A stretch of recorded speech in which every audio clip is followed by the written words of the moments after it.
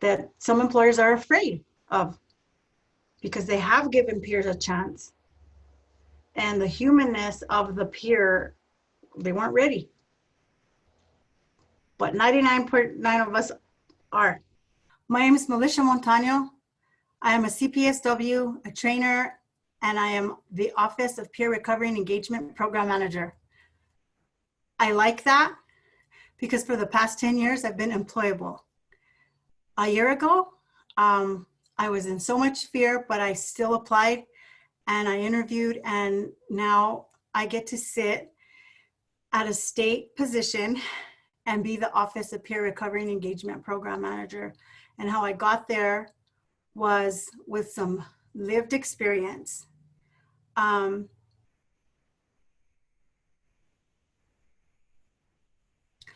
been on two sides of the spectrum. I've been an addict, alcoholic, and jobless. And for the past 10 years, I have been working and held a job. And how that looks like, what that looks like for me is that it helps me give back to my communities. It helps me make amends to employers and lead by example for all peers so that they too can see that it's possible to have a job, to be in recovery, to give back to their communities, to raise their children.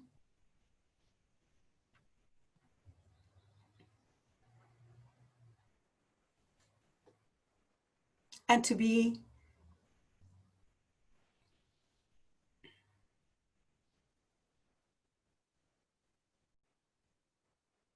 part of their communities.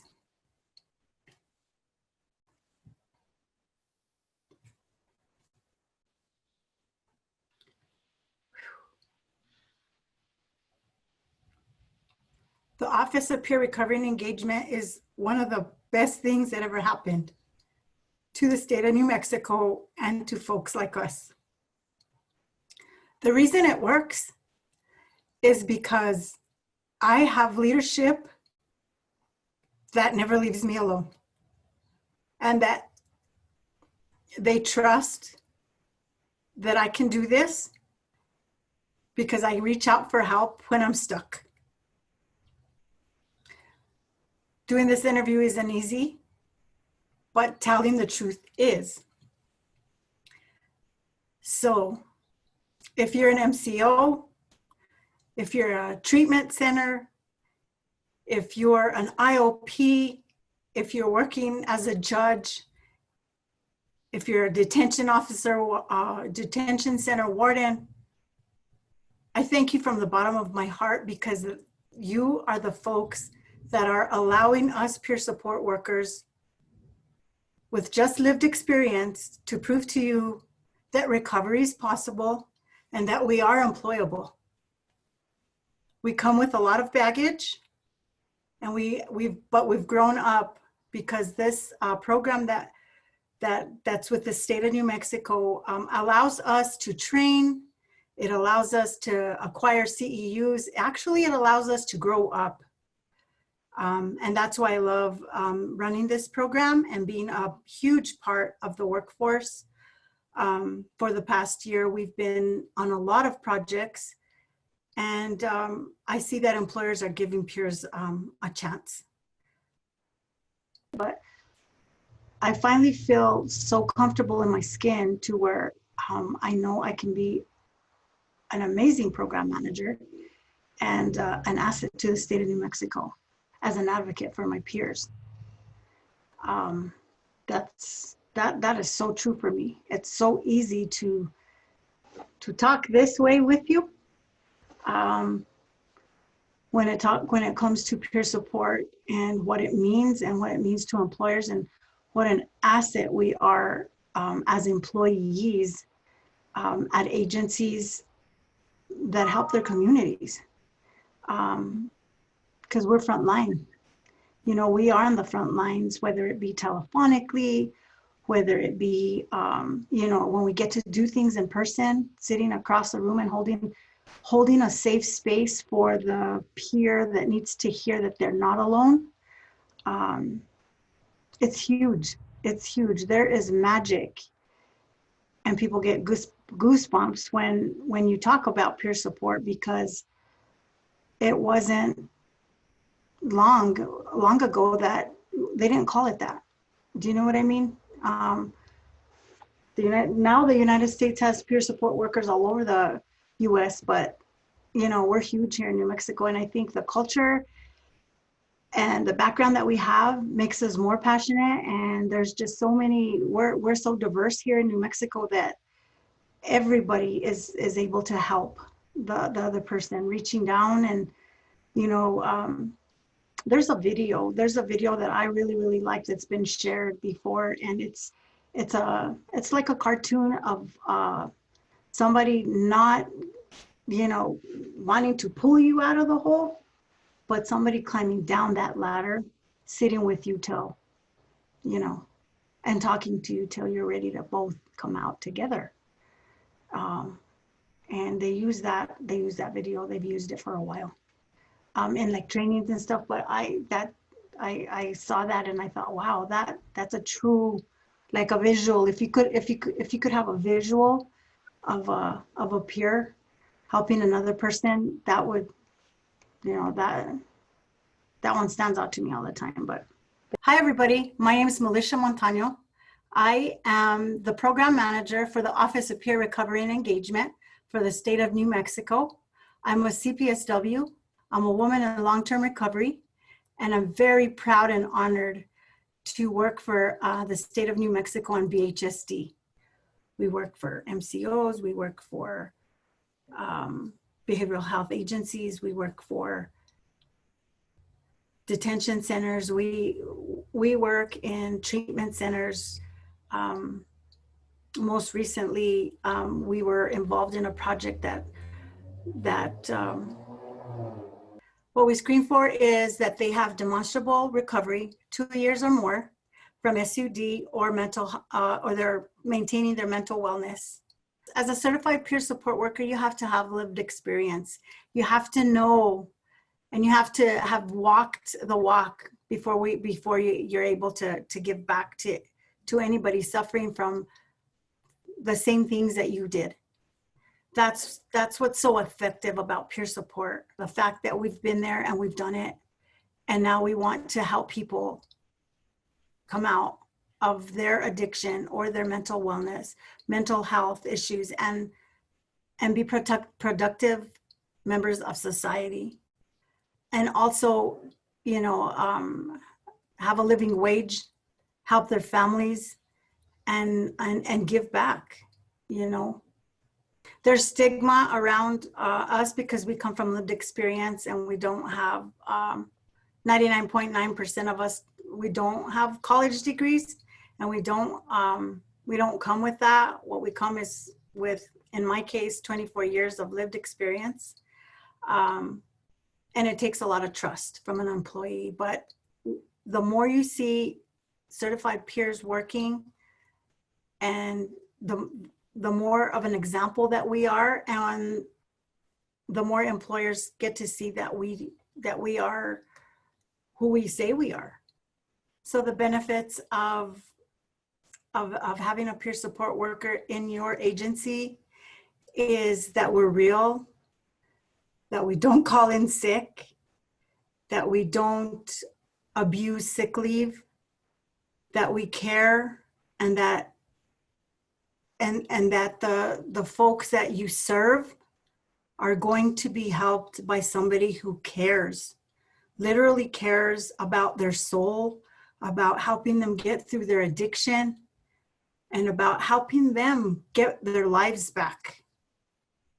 However their recovery looks is where we meet them.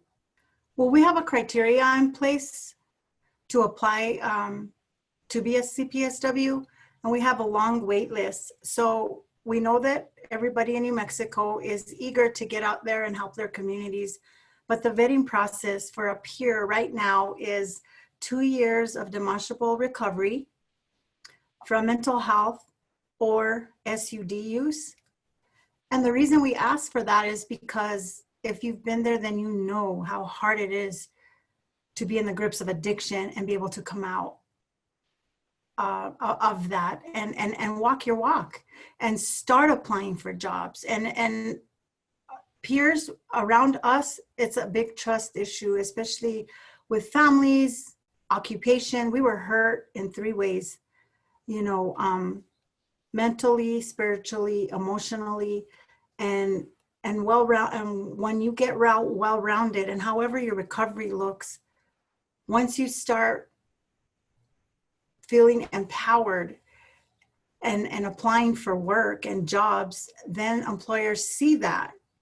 And that's why we want to get our peers that have been trained and have already tested.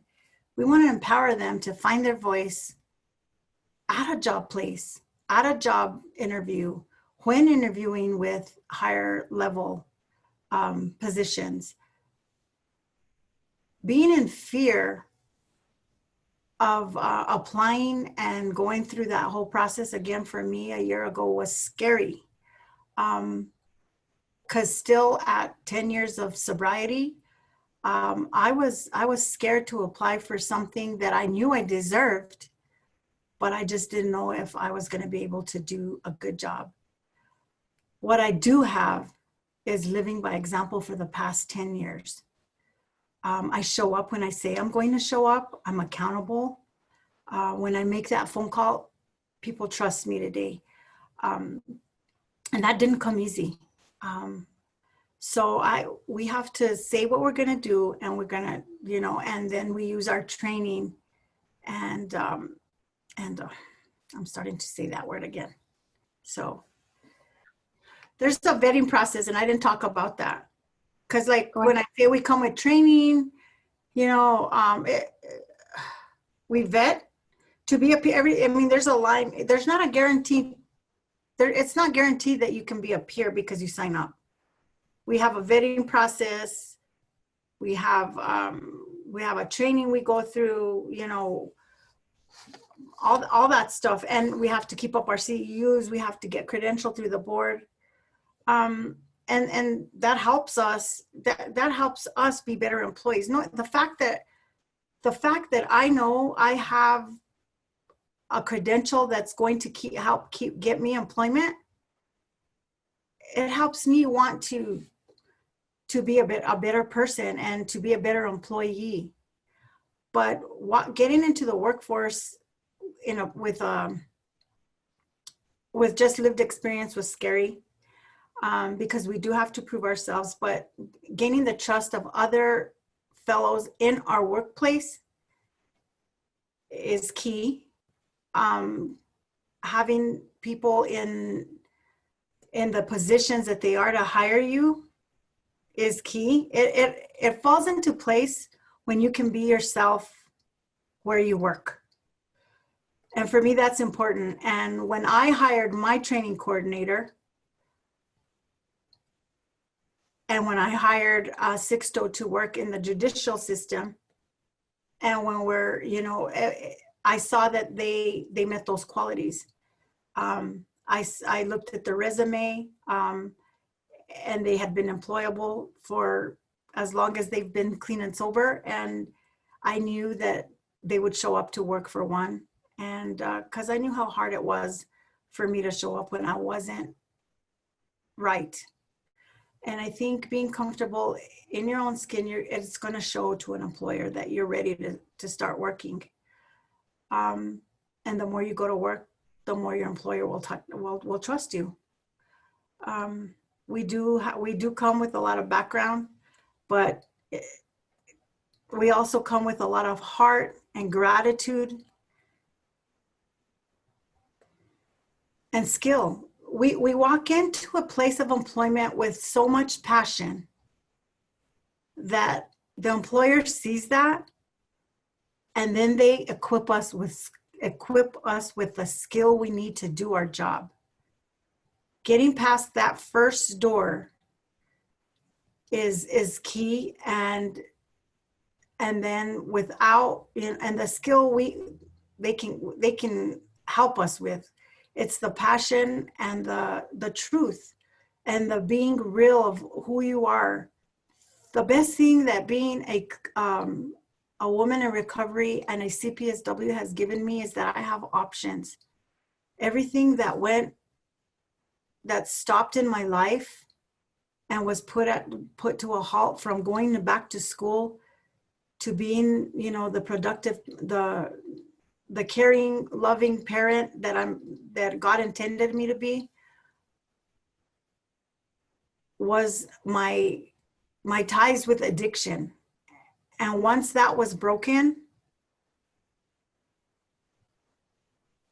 the world opens up, and the possibilities are endless for CPSWs.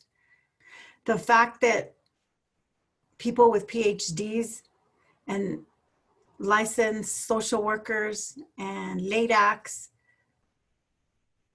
I get to sit at the table with is a blessing, because I get to learn from them what it takes. And if I choose to follow in their footsteps, I can. The value that the CPSW brings to recovery is themselves. There is nothing like lived experience and paying that forward, and it reaching a place where you get to work and retire at. There's no other better gift in the world for the peer and for the employer. The levels of vacation and sick leave go down.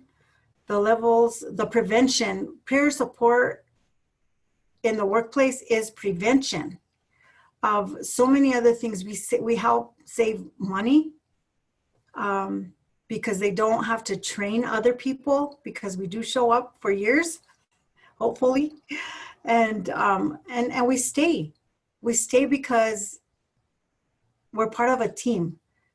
We always wanted to be part of a team, and being clean and sober and part of a work team now is huge for the peer. Being accepted as somebody who not only has a heart, but has a mind that has so many ideas of how we can make the workplace better, and what's brought to the table, it empowers us. When people ask a peer support worker at a place of employment, their opinion or their input, it gives me chills, because being part of a team is huge, and the peer support worker is vital, and we're necessary. We're necessary at jobs, and we're necessary at MCOs and treatment centers. And most recently, somebody pitched an idea to me. We're needed in the 911 service centers. We're needed on the ground. We're needed over the phone. We can change lives because we have a few minutes to sit with you. And we're passionate about our recovery, and however we got that where we did, it doesn't matter. The fact is that we lived through something that almost killed us. Addiction took from me my soul.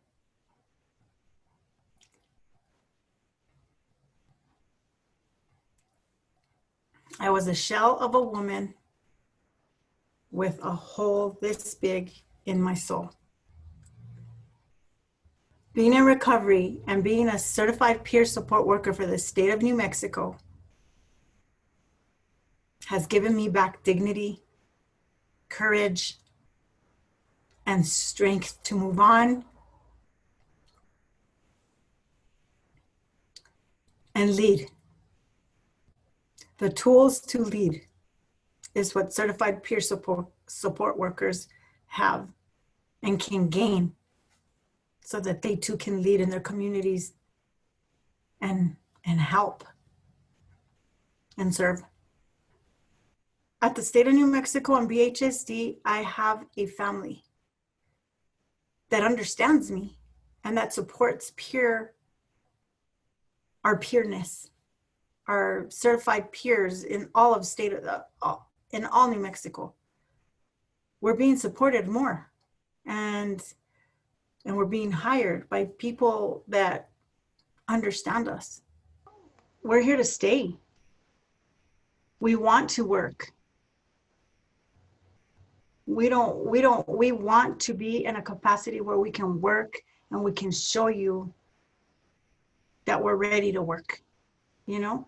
And we're learning skills. We're learning more tools in our toolbox. Yes, the training's there. There's always room to grow when you're seeking employment and you're in recovery and you're feeling good about yourself, and people empower you at your job and they back you up and they support you, and you haven't abused anybody there, or you haven't abused their sick leave they offer, or any of that. As a certified peer support worker, you go into a job and just know that OPRE will back you up while you're in that job as far as supporting. And, you know, and also I didn't mention this, but I will mention that not everybody lives by the code of ethics of the certified peer support worker. And that's okay, because, you know, you're human. But if you want to do and be a real certified peer support worker, the code of ethics and everything that comes with it is part of that. If you don't, then it'll show. I love OPRE. I want to say I'm in this for the long haul. However, but I take it one day at a time. I love what OPRE stands for. I think OPRE is paving the way for more peers, for more jobs, for more employment opportunities, for a higher level pay for peers, because what we do too many hours of the day.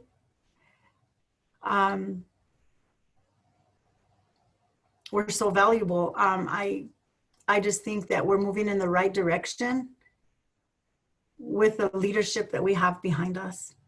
You know, they're held and they can't self-disclose, even though they are moms.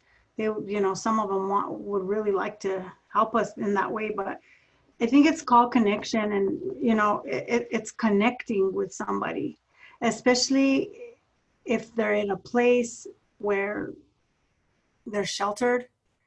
That's why peer support works. That's why I think that this displaced project that we did has been going, you know, that we started in April, was very effective. It's because somebody gave the other person on the other line a chance to speak, and they're like, really, you care about how I'm doing, all the way in Gallup, all the way in Albuquerque? Yes, we care about talking to a head of household with his whole family in that whole motel system in different rooms, and caring about what he wants. We meet the peers where they are, or the client, or whatever. I never wanted to call those people displaced individuals. They were guests in a motel. Because when you give somebody that respect, then you know, then you gain trust. And that's all they want, because we've never been able to trust anybody. So I think it's compassion in action for me, peer support.